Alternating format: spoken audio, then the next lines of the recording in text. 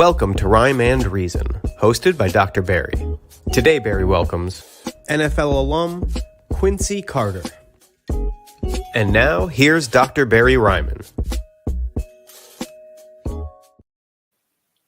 Welcome to Rhyme and Reason, episode number 1,655,244.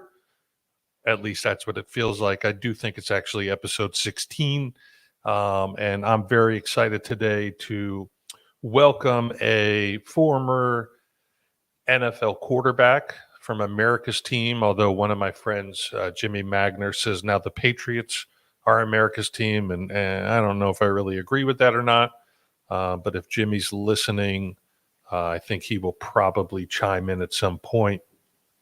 This has been just an awesome week thus far. It's hump day. It's always hump day on this broadcast because we do go live every Wednesday from 12 to 1. For those of you that would like to find us off of this platform, I am happy to say that we are now officially on Apple iTunes. So you can find us on that platform along with Spotify, as well as LinkedIn, YouTube, and of course, Facebook. And anywhere you could find a podcast, you could find this podcast. If you have been a trooper and following along the journey of Rhyme and Reason, you will know that I am a big sports fan. And I feel like I'm the luckiest guy in the world because I get to incorporate two of my passions into one podcast. And it's not every week the two passions kind of coincide, but this week is one of them. And what are my passions? I have a passion for recovery, a passion for helping people, and I have a passion for sports. And I try to align myself with people who are passionate about the same things. And it doesn't always work out. But today the stars aligned, and pardon the pun for the Cowboys and their stars. But the stars have aligned, and we get to bring on, from what I've heard from others, a really cool cat.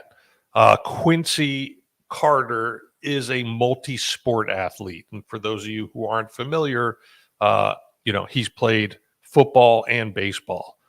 He is a former NFL quarterback and a baseball player. He is now the trainer and owner of Quincy Carter's quarterback school. He's professionally played for the Dallas Cowboys, the New York Jets, the Chicago Cubs, and various arena teams. But in my opinion, the most important thing that he has done and is currently doing is he's working for a drug and alcohol treatment facility based out of Austin, Texas, called BRC, or Bringing Real Change.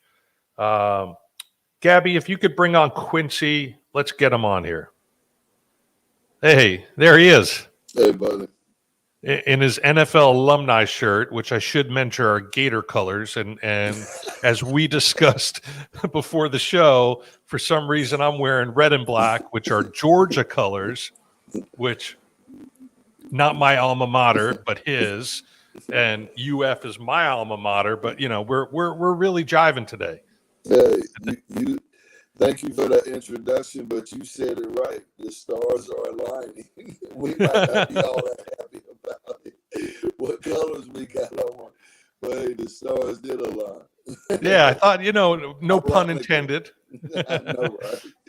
So Quincy, you're a star in your own right, which is awesome, right? I mean, I don't think 20 plus years ago you would have envisioned being where you're at today with the role you play today.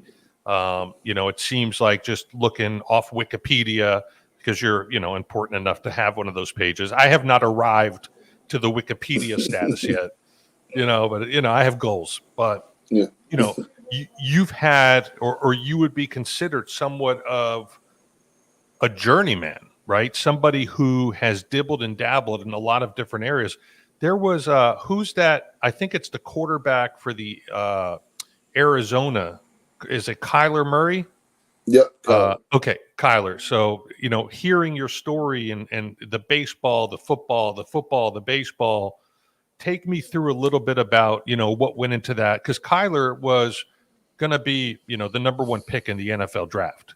Mm-hmm. And he was at a point, if I remember right, and I'm a Dolphin fan, so I'm not a huge Arizona fan, but if I remember, he was almost going to just decide to not play in the NFL and was going to go play in professional in the Major League Baseball system. What was that? Was that a decision for you, or what did that look like? Well, growing up, baseball was my first love. Actually, it was the first sport I played. And so things really started to pick up for me at age 13. I started to play a lot of travel ball, probably 100 plus games, spring and summer. And, football was something that came on late, to be honest with you, like my 8th, 9th grade year as far as playing quarterback. But I was, fortunate enough to get drafted out of high school. I knew that playing quarterback and playing professional baseball would kind of, bump heads down the road. And so, I chose the sport that my heart was following at the time. And then having $450,000 thrown at you didn't hurt the decision either. But I chose baseball first, and to go baseball, I had originally signed with Georgia Tech, but I didn't really want to do both, especially after getting drafted that high. And so I followed that dream of baseball, but that football itch never left me. And after a couple of years, I came back to college football. What position did you play in baseball? I played center field.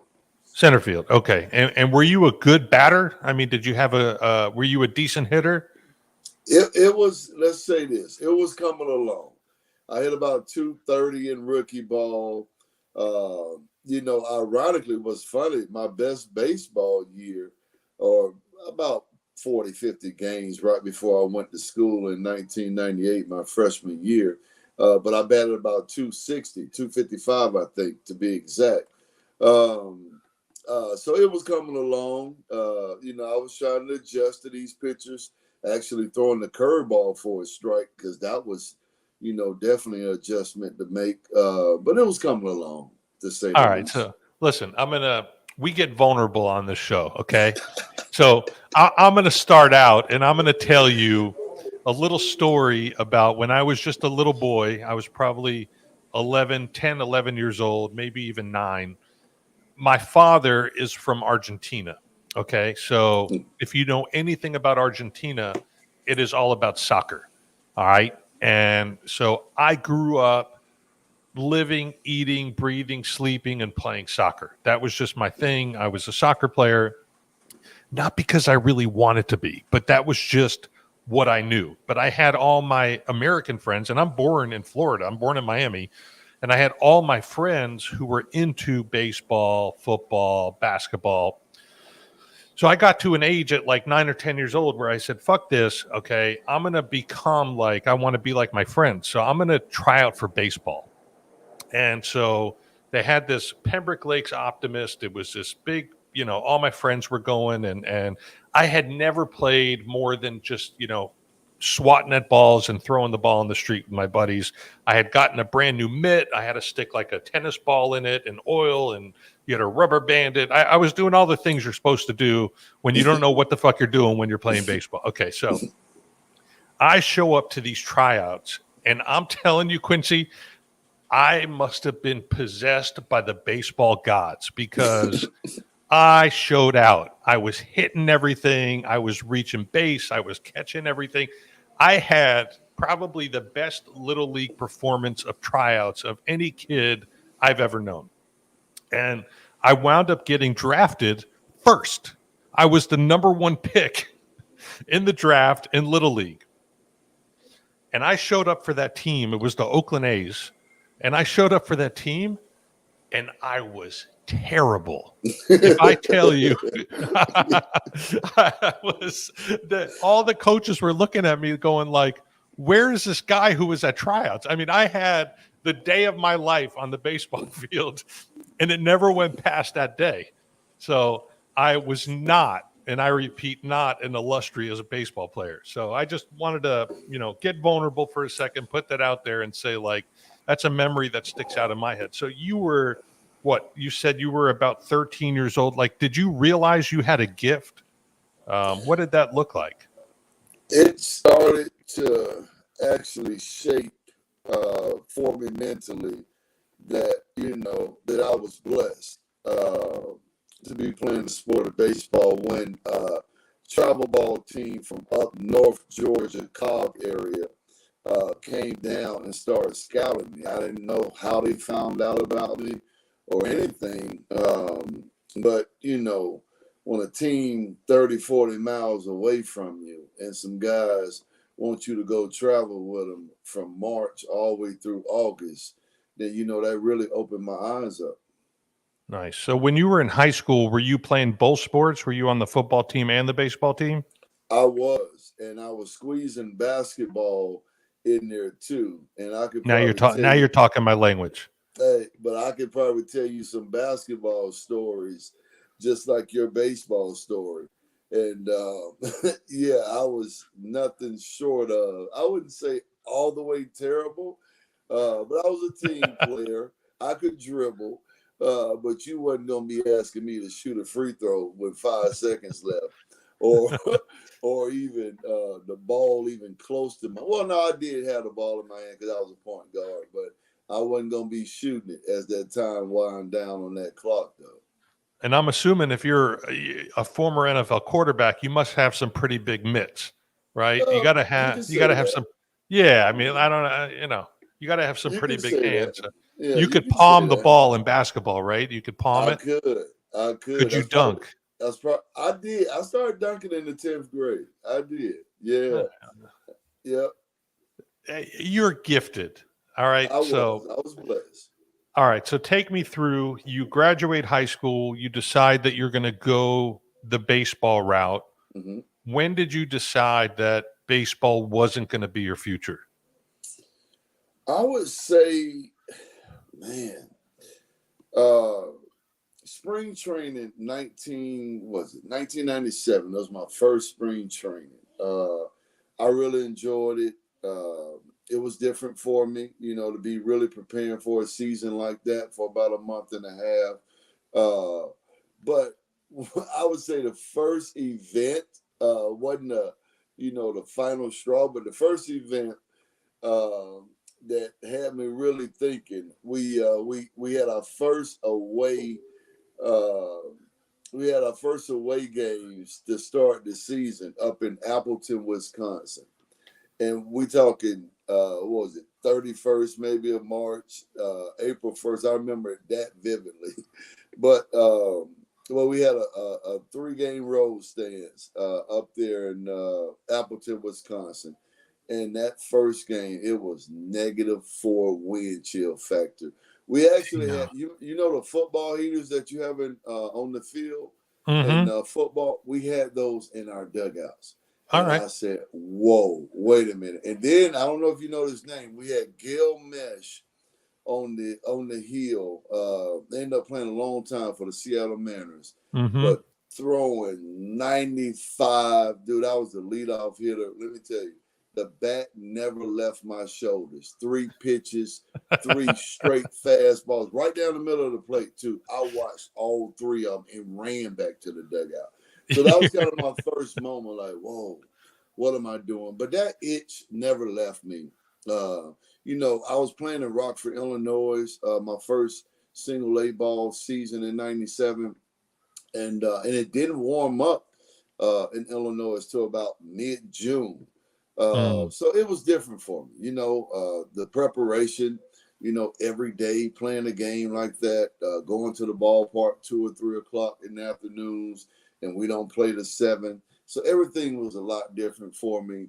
And that itch never left. It did. And when it's bitterly cold like that and that ball hits the mitt or even your hands on that bat, that hurts. It's different. It's different. Yeah, especially coming from Arizona, doing spring training. Yeah. Into like 10-degree weather. Yeah, it was crazy. It was different. Yeah, that's too much. All right. So, and then take me through your journey. You decided that you wanted to play in the NFL. You went to college. You got into Georgia. How did all that happen? Well, after that 97 season, I started going to the University of Georgia football games. Joe Hamilton was entrenched pretty much the starter at Georgia Tech. I knew it would be tough to open up a quarterback battle like that after the freshman year that he had in 96. It was his redshirt freshman year when I decided to go play baseball.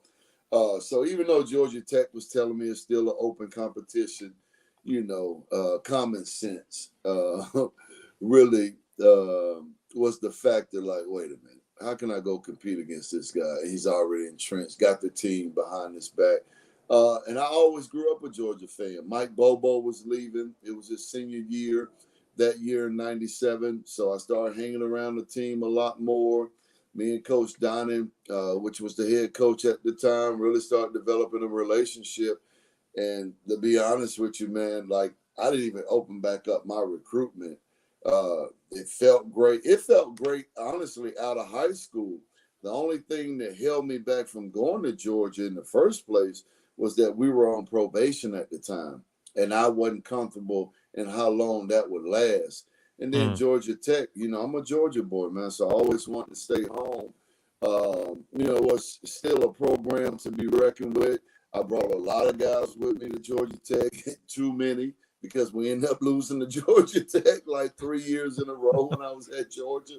But they had some good players that signed with me back in 96. And then the baseball program, too, at Georgia Tech was great. But Georgia was a no-brainer. Because we were coming off probation. We had a pro-style offense, and then the players and coaches, man, everything just fit. And your freshman year that you played at Georgia, I think you guys were ranked, what was it, 16th in the nation? I think so. We cracked the top 25, pretty frequently all 3 years when I was there.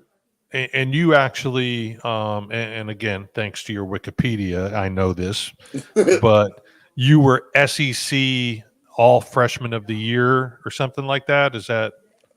I was. Let me tell you this, too. That Wikipedia is not all that cracked up as you think it is, too. All right? So be careful what you wish for, because there's some information on there that's not true of you. I don't know where some of that information come from. I remember years ago, I wanted to take some things off that was on there. But I don't even know where they get this stuff from. So be careful what you ask for now. All right. I mean, this is, it said something along the lines of, let's see, you were, yes, Player of the Week. Wait, that was against you were SEC Offensive Player of the Week. That was against Louisiana State. I was the SEC Freshman of the Year, though. Yeah, Freshman of the Year, and was recognized as one of the top young quarterbacks in the nation. Yep. I mean, that's a pretty high honor because the SEC is filled with talent. No, it's even more stacked now that all these teams are coming there. And I will tell you, on New Year's Eve, I was at the Georgia-Michigan game this past year here in Miami. Wow. And I had Georgia, okay? So I was representing. I had Georgia, and they put it on Michigan. Reluctantly, you had Georgia. I took them. And they put it on Michigan. All right, so something else I read from, you go through Georgia, you declare for the NFL draft, right? And I believe the Cowboys that year did not have a first-round draft pick. Mm-hmm. So they were picking, I think it was 52nd or 53rd in the second round. And there was one guy who was really lobbying for you, and you might have heard of him. His name's Jerry Jones. Yeah. Did you get contacted? Did you know Jerry? How did that happen? Well, rest in peace to my agent, Eugene Parker. But Jerry and Eugene had a real good relationship. They did a lot of study on me during the whole draft process. Wade Wilson, rest in peace to my guy, too, my quarterback coach, my first quarterback coach in the NFL. But we spent a lot of time together. and they understood, the kind of talent that I was blessed with, and I got hurt my junior year, but they did a lot of research on it. Tell me about that feeling. And I've spoken with, Randy Grimes about this, and we talked about when he got that call and what that was like. And we had Lewis Oliver on here a couple of weeks ago. We talked about what it was like to get that call. What was it like for you to get that call, to realize your dreams have been imagined at that point and you are going to play for America's team? Yeah. Well, I'll be honest with you. Mine was kind of spoiled. So I had like a split celebration because I knew I was going to get drafted by the Cowboys in the second round, like maybe a week before the draft. It was just a matter. Yeah, it was just a matter of, how far they can keep coming down and picking up other picks, because they knew guys weren't going to be picking me, and they didn't need a quarterback. And then I came out with a little baggage too. People knew that I had a little weed issue in college. People knew that, things were a little question about my leadership. So there were some things that, that was being said behind closed doors that a lot of teams, kind of backed off from. So the Cowboys knew that. So, but even though, I knew Saturday, getting that call, still had my hairs on my arms standing up, you know what I mean, and just being I guess blessed to get drafted, was a blessing. But I'll be honest with you, man, I tell people this all the time. That whole draft process, even my first couple years in the league, I was so focused on being an NFL starter. I was too much into listening to people saying I, wasn't going to be a starter or even a quarterback in the NFL. So I had so much motivation going, even getting drafted. So I didn't care who picked me. I wanted to go prove what kind of player I was. So I've always been curious. I'm a lifelong NFL fan. Even when I was a 6-year-old playing soccer, I still watched football. How do you drown out that chatter, right? They say, and I listen to a lot of sports talk. About a month ago, we had on Zach Krantz on the show, who's on the morning show here in South Florida with Joe Rose. Joe Rose was a tight end on the Dolphins. He caught Marino's first touchdown pass. But so they do the morning talk show every morning, Monday through Friday, from 6 a.m. to 10 a.m. here in our local market. And, they talk a lot of shit, right, on sports talk radio. And, something I've always wondered about is, do the athletes listen to the media? Do the athletes read the articles? Do the athletes tune into those shows when either A, things are going real good, or B, when things aren't going so good, right? Because there's a lot of roller coaster type emotions I can imagine that goes into being a professional athlete. That's your job. And so either people are going to be on the bandwagon or they're going to be off the bandwagon, and they're going to be lashing you, those keyboard warriors. Is it hard to drown out that noise? Do you even pay attention? Do you listen to that stuff? Do you read that stuff? Yeah. Well, honestly, I was laughing when you said, do you listen to more or look at more when you're doing well, or when you're having some adversity? And I'll be honest with you, I watched it more when I was struggling, had a bad game. I wanted to feel that, okay, he's saying I can't do this, or I'm getting ready to lose my job. So I wanted to feel that, to be honest with you. Now, but when things were going well, I didn't want to toot my horn so much and get my ego even more inflated than it was. So I was kind of the opposite. But growing up the fan that I was of the sport, it was so hard, not to try to catch ESPN, Chris Berman's, breakdown of all the games. And you've been doing this, your whole life, watching Chris Berman's breakdowns. Prime time. Prime time. What? And then my man Keith Jackson too, his sidekick, man, and his ad libs in. So it was tough, not to, tune in just a little bit. But then you got to check your ego at the door, like, hey, we still got some more work to do. We haven't arrived. But now, when things weren't going well, then that's kind of when I was listening more. But I've always thrived on that adversity. Sometimes too much, though.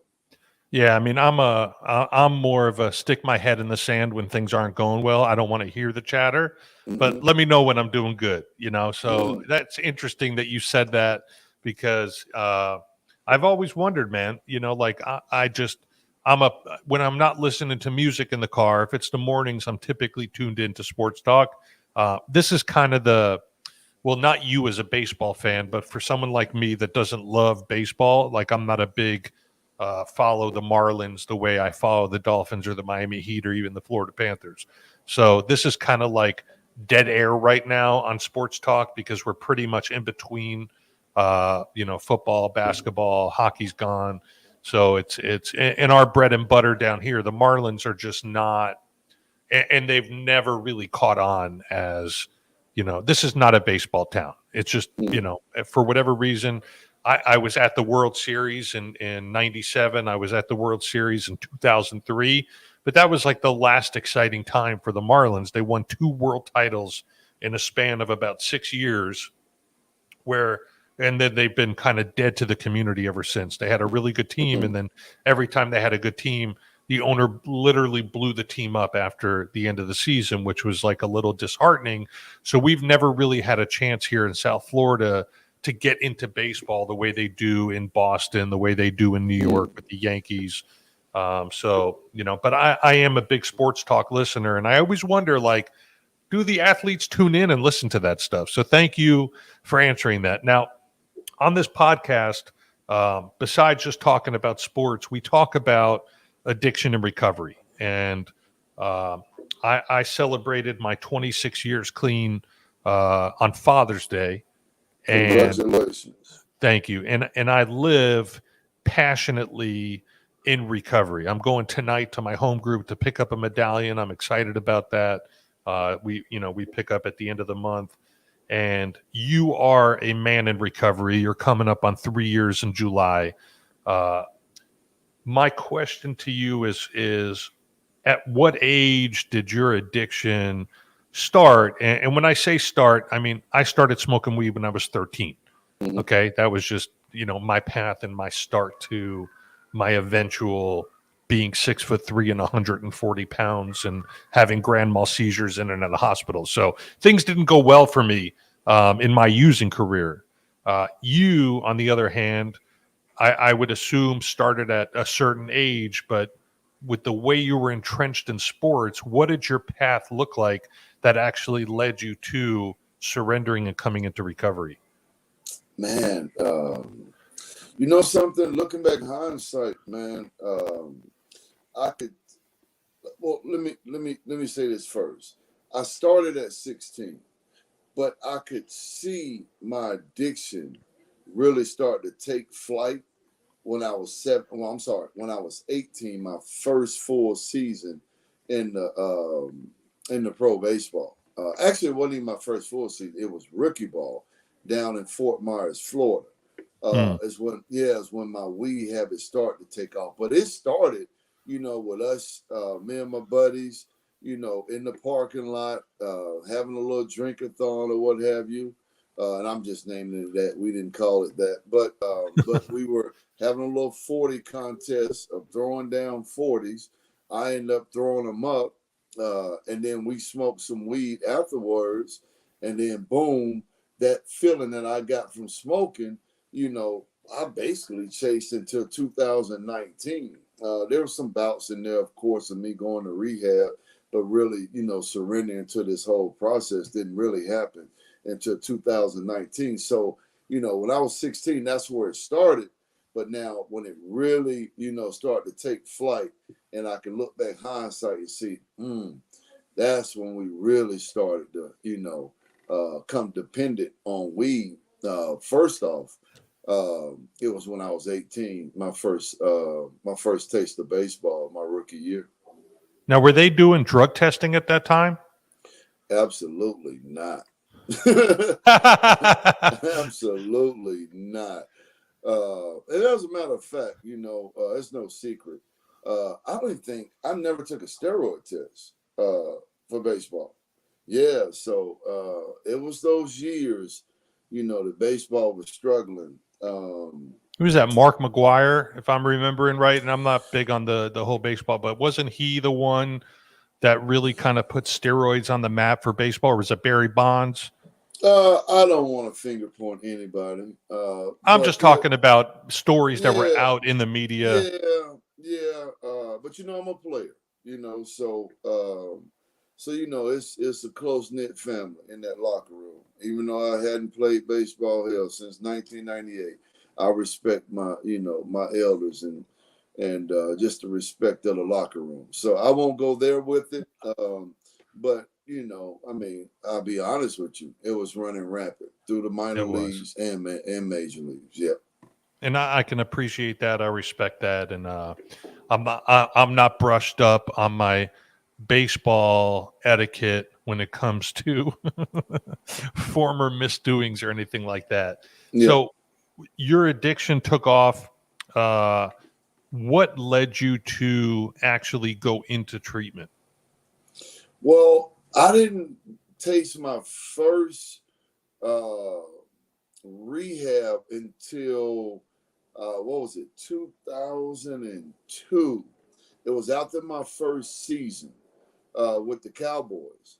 And no. As a matter of fact, it was 2003 because it was after my second season with the Cowboys. So it was 2003 is when my first rehab stint was.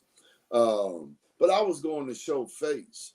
I wasn't, at all trying to admit that I had a problem. I wanted the Cowboys to know that I was addressing this issue.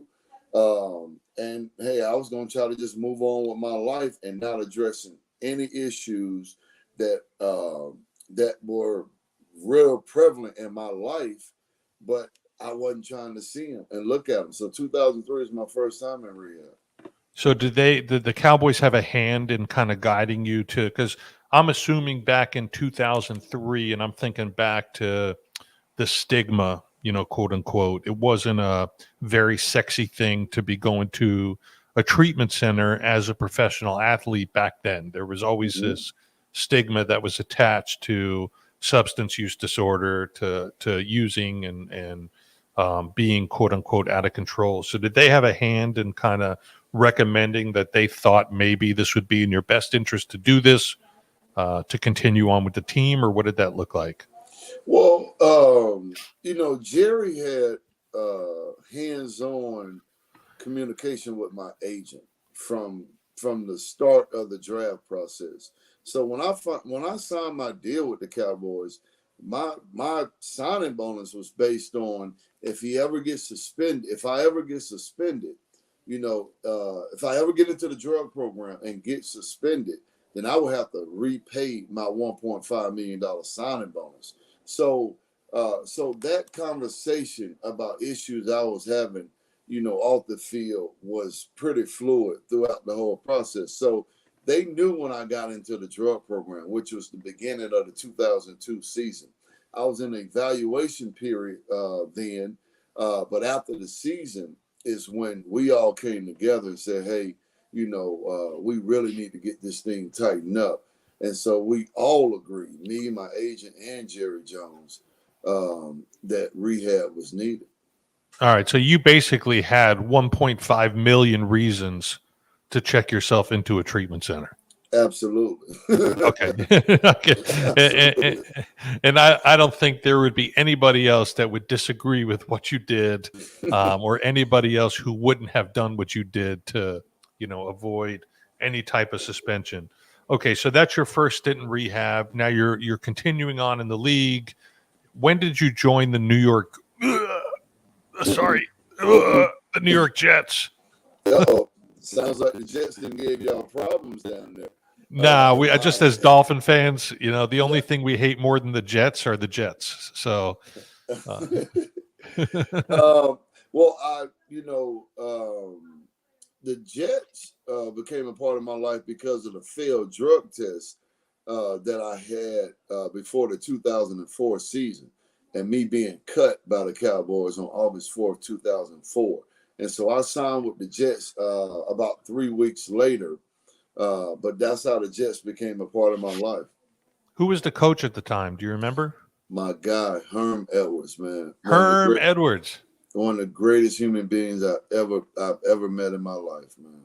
He's a really great guy. And then what? He went really from there is. to the Buccaneers? You know something? No, Herm retired. No. Herm went to the Chiefs. Yeah, Herm went to the Chiefs after the Jets. Yeah. Great guy. Then he retired to do some ESPN stuff, and now back in Arizona State. Now, do you keep in touch with a lot of the people you played with, former coaches, things of that nature? Are they still I know that the NFL has quite the fraternity just from speaking with other former athletes. Same thing with the NBA. I don't know about, I'm assuming same thing with Major League Baseball, but it's a pretty, as you said before, it's a pretty tight-knit community. You know, you're one of the chosen ones, okay? And not to make your head any bigger, I don't want it to fall off the screen or anything. But in with all humility, you have experienced a number of years of your life that the general public and future generations will never ever experience. Okay, you are elite to make it to that level. Okay, and that's no bullshit, right? So I would assume that those others who have made it to that level would you would form some lifelong bonds. Is that correct, incorrect, or what does that look like for you today as far as who's in your life? It's absolutely correct. One of the guys that may surprise a lot of people who I talk to all the time and who still is instilling values and morals into my life is Bill Parcells. And he's the guy that cut me. But he's also the guy that that I dealt with on a daily basis, that I knew from the bottom of my heart only wanted the best for me. He's also that guy who told me personally what's the only thing that was going to stop me for being great in the NFL was weed. And so when you know as a person, those dudes who, tried to instill in you the values and morals of what life is all about, man, you never lose those bonds. David Lee is another coach, who my quarterback coach eventually in 2003 is who we, is a good friend of mine right now. Me and Coach Sean, I can't think of his name. Drawing a blank on him right now. But all my coaches, man, we still talk. My teammates, I'm here in Dallas right now, but I live in Austin. But, guys that you just built bonds with over years, you just don't lose that. The battles you went through on the field, but then off the field, the struggles that we similarly had. That we really wasn't trying to talk about then, but we struggled with, but we were saying them in cold words back then. So you never lose those bonds, man. Man, I go all the way back to my high school coaches. Hell, man, my high school coach are thick as thieves. My high school teammates, you never lose these bonds, man, just because of, everything you guys, experienced together. Is it safe to say that every one of those people you just mentioned, Coach Parcells included, have to be over the moon proud of you for the life you're leading today, where you're at today, what you've done, and your advocacy work and the position you're at today? Absolutely. And that one guy is Sean Payton. They light up on the phone, and I can hear it in their voice because they wanted this from me for a long time. Hell, they wanted this from me when I was in that locker room and I was their quarterback. But yeah, Sean Payton is the guy, as the coach that I couldn't name.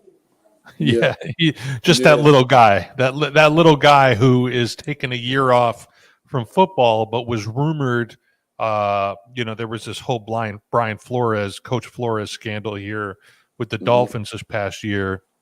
And, it was rumored that Tom Brady was going to come and be the quarterback and Sean Payton was going to be the coach of the Miami Dolphins. And then the whole Brian Flores lawsuits came out and Brady had unretired, wound up going back to the Bucs instead of coming to Miami. And Sean Payton decided he was going to take a year off in the booth. So I think that was wishful thinking for Dolphins fans because I know a lot of Cowboys fans had Sean Payton up in Dallas being the coach for the next 10 years too. I mean, that could still happen, but I mean, this was it was pretty much corroborated. There was a $100 million deal in place for Sean Payton, 10 years, $100 million. Brady is building a home here in Miami. Expressed interest in playing for the Dolphins. His little retiring act was all part of the ruse, and then he was going to come play for Miami. And that Flores lawsuits with the allegations against our owner Stephen Ross and the paying to tank, giving money every game to Coach Flores to tank and to get a better draft pick. All that stuff came out and kind of everything got put on the back burner. But anyways, we'll get a little, just get me started with the Dolphins and I'm going to go into it. We got Tyree Kill now. Imagine if you're the quarterback and you got the cheetah to throw to. Hopefully the Dolphins offense looks pretty decent this year, which we haven't had in, a million years. So ever since I've been doing this podcast. All right. So you go into treatment one last time. Was that in 2019 or did you just wake up one day and say, I'm done? Yeah, and that's how it happened. It was another night of just craziness. I ended up going to Thurman the Pacquiao fight over a buddy of mine. I went with my ex-girlfriend to that party, and I was calling her to pick me up at 3:00, and I never knew when she even left me. Woke up in the morning, same thing. We're going back and forth about my drinking and drug use. And man, I just started bawling out crying. I don't know particularly what hit me. I could say, right now it's just the whole same drama of, my life just being a complete mess. But I started bawling out crying, man, and asking God to just please put his hands on me and get me some help. And then my next phone call was to my, grand sponsor who's been in my life since 2007, Hollywood Henderson. Hollywood tried to help me on various times. And he told me just straight up, like, hey, I think this is about the last time that I could possibly try to help you. So if you're not going to, surrender to this thing, then, what else can I do? He called up Marsha Stone from BRC, and I was in a car 5 hours later heading to Austin, Texas, because I was in the bottom of Texas, man, down here in Donna, Texas, in a hotel, I like to say, looking like the OK Corral, man. It was bad. Yeah, I was in an extended stay. But I came to Austin, man. I surrendered to this program, surrendered to God, and I hadn't looked back. Is that when you decided that this was going to become your passion, this was going to become your career, this was going to be your day-to-day, that you wanted to help others? Or what did that look like? Did the light bulb just come on? Or no, it was a grueling process, to be honest with you, because I had, been going to rehabs since, basically 2003, that third year with the Cowboys. But from 2003 to 2019, I'm talking 9-10 treatment centers. And it was basically go in here, put a Band-Aid over your issues and try to go back out in the world and cope with life. That's how it looked. Knowing deep down inside that I had a serious addiction, but I wasn't doing any work to take care of it, and to really, heal.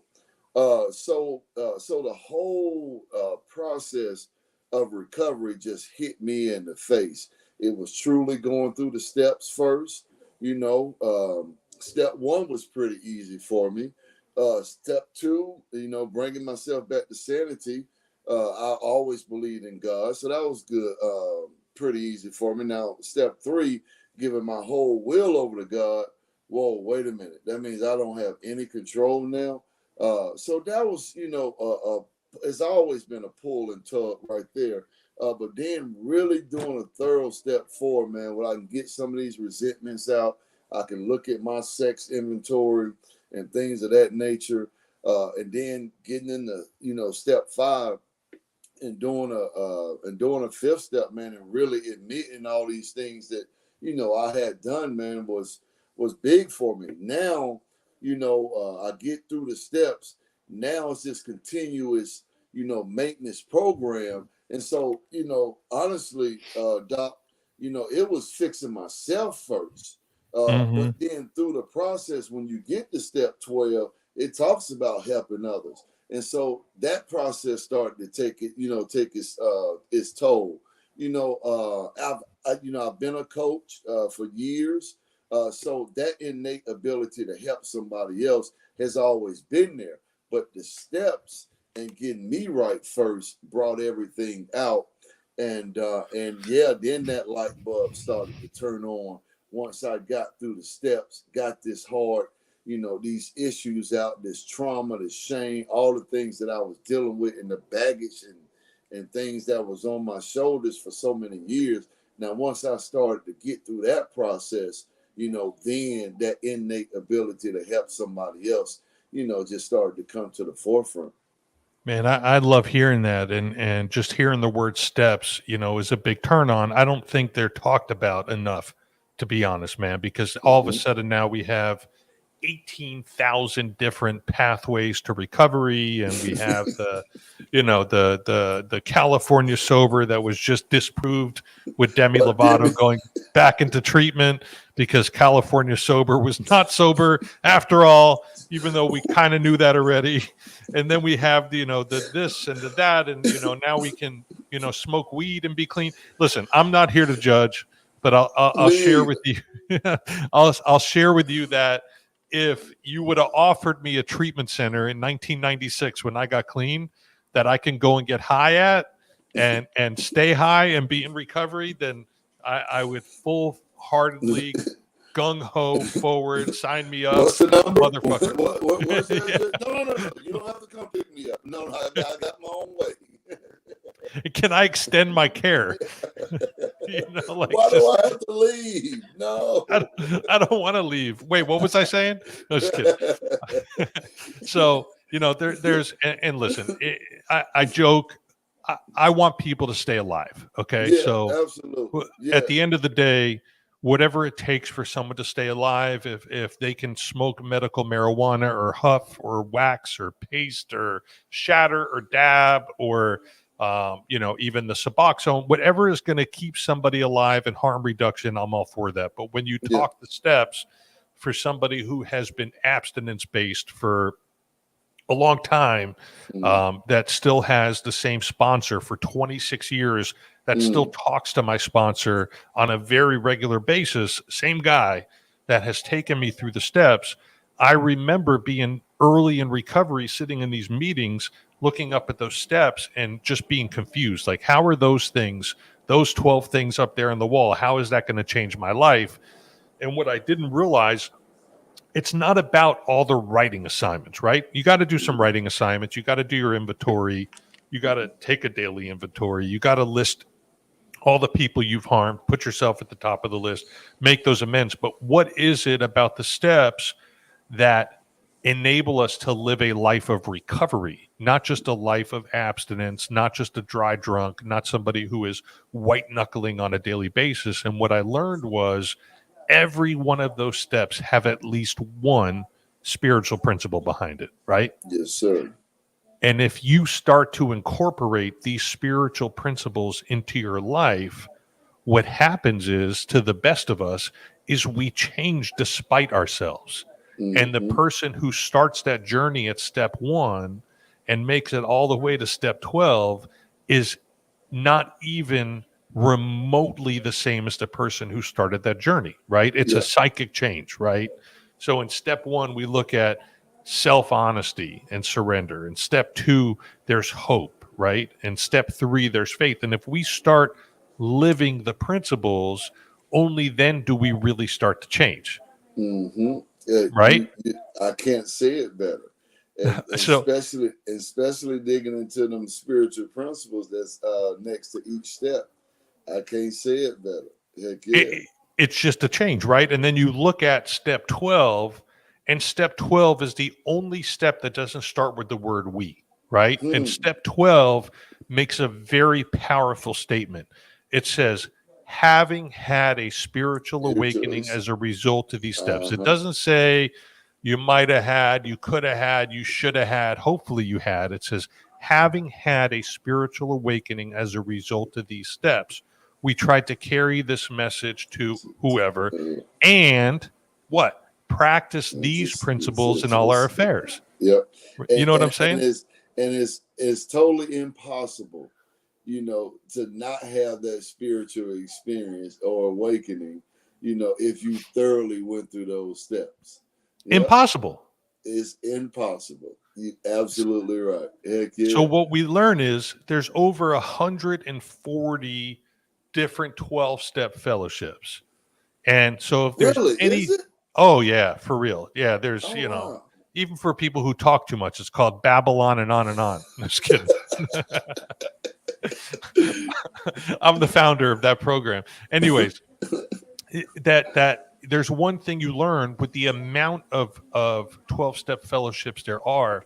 What we learn is it has absolutely nothing to do with the substance.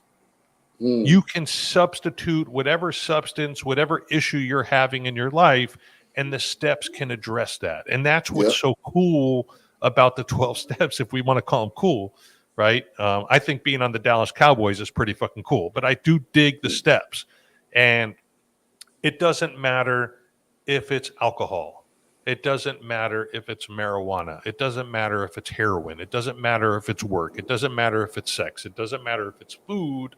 What we find is if we thoroughly work these steps and translate to that, if we thoroughly live the principles behind them, we can help ourselves in our lives, which in turn, then we get to help others in their lives. Yep. It's almost like those who have thoroughly followed these steps have rarely what? Yeah. It says it right there. Have rarely failed. Just to piggyback off what you're saying, my relationship with God, developed again under step 3. And as a matter of fact, as I'm talking right now, I didn't even have a relationship I have right now with God. Before I really dug into step 3 and totally giving your will away and letting God, completely come in your life and you having that peace and serenity and saying, God dang, I don't got no control anyway, and giving it up. And for people who where it's not God, what you're just saying, Doc, living through those spiritual principles while you're trying to figure out who your higher power is. Don't get hung up on that. God is, through the big book so many different times. I don't know the exact number of it, but don't get hung up in, on the word God, because, in step 3, it talks about a higher power of your understanding. Heck, it could be the universe. It could be the spiritual principles, but don't get hung up on that. But just know, something has to bring you back. Like it says in step 2, something has to bring you back to sanity.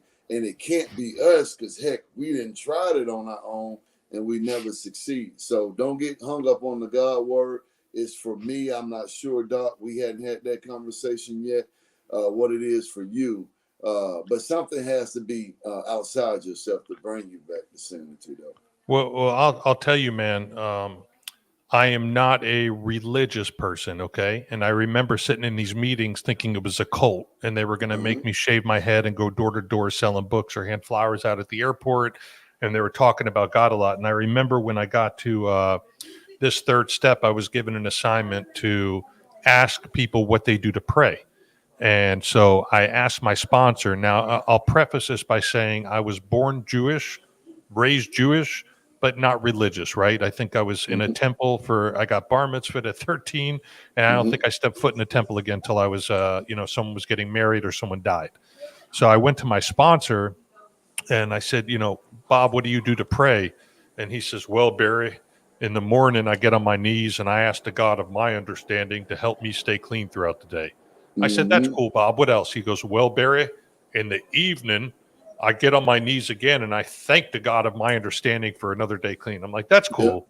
What about like during the day if you run into a jam? He says, well, I'll excuse myself and I'll find a public restroom and I'll get on Mm-hmm. my knees and I'll ask the God of my understanding to help me make it through that moment.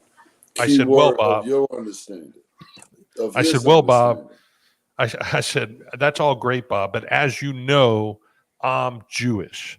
And in the Mm-hmm. Jewish religion, we don't pray on our knees. And he looked right at me and he said, yeah. And Jews don't smoke crack either. And as soon as he said that, I was like, okay, touche. And from that day, every morning and every night, I hit my knees. Okay. Mm.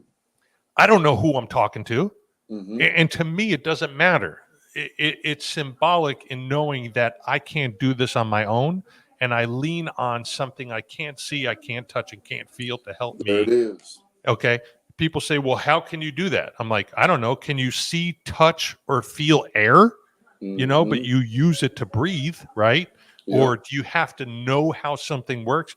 Quincy, if I call you from my cell phone, which I have before, I don't have any idea how I'm here in Fort Lauderdale, Florida, and you're in Texas, or even what we're doing right now over the computer, how you can hear me just like that. It's completely and totally out of my comprehension. It Mm-hmm. doesn't mean that I will refuse to use my phone because I don't understand how it works.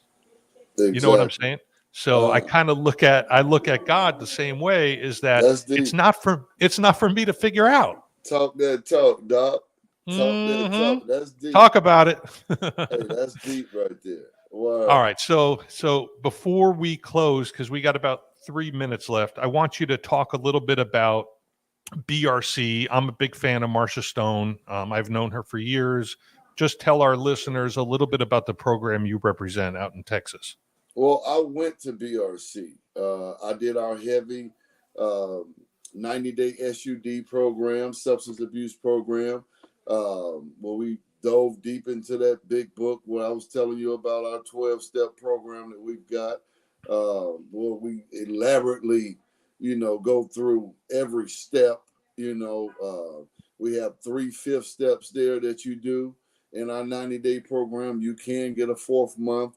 Also, I went through our Makana program where we have a 4-week module program where we deal with trauma, we deal with shame, we deal with codependency, family attachments.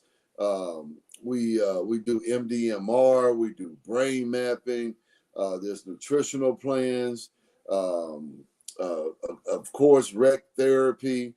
Now, what we've done is we've included a mindset program with BRC for athletes and entertainers.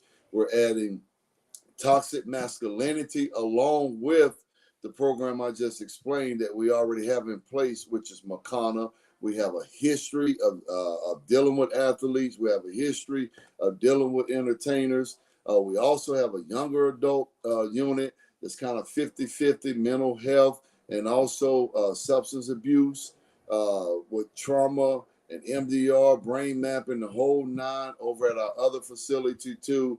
Our heavy substance abuse program is all men and all women, co-ed for our Makana program, but we've got it all. We've got the history. I got to add my guy, rest in heaven, to Mark Houston, who set the foundation at BRC. And then along with Marsha, now our new president, Mandy Baker, who's taking over. I'm a benefactor of our program. I love that, man. Yeah, I'm just not talking the talk. I've been through it. I know what we have to offer. Our counselors, our staff, the family atmosphere that even, when treatment's over, our aftercare, our great sober living too. I'm trying to rush everything right now, but BRC is home to me. I've, been through the program, like I said, and, I don't want to toot my own horn, but I wasn't that same guy I was in 2019. And, man, I'm living my dream, and I can speak about it, man, and feel it. I've got my peace, my serenity, and just spreading this good love, man, across this earth, man. I'd love to hear that. And there is no better advocate for a place than somebody who's been through it themselves. Okay. So, absolutely. In Quincy, we trust. We're going to forget that you were ever with the New York Jets. We're only going to remember your time with the Cowboys and the Cubs. And, man, it was really a pleasure having you on here today. You were an awesome guest, totally down to earth. And I feel honored and privileged to have you in my life. And I just want to thank you for coming on to Rhyme and Reason. Hopefully we could have you on again at some point, get a little update, talk a little bit more about, what you're doing today.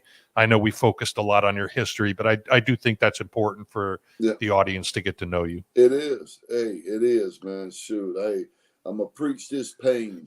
And I hope no one else has to deal with it, man. So I'm going to keep preaching that good word. I didn't call myself a preacher right now. But hey, Doc, thanks for having me too. I really Thank do. you. And yeah, you gotta get me back on when them Bulldogs get ready to beat up on them Gators. Oh yeah, Doc. Florida, Georgia. Maybe we'll meet in Jacksonville. Hey, listen, let's do it and have a couple of Shirley Temples, huh? There we go. I haven't been to the Landing in a minute, so I'm ready. Let's go. Okay. Thank you so much, Quincy. But thank you for having me, man. Thank you so much. I appreciate it.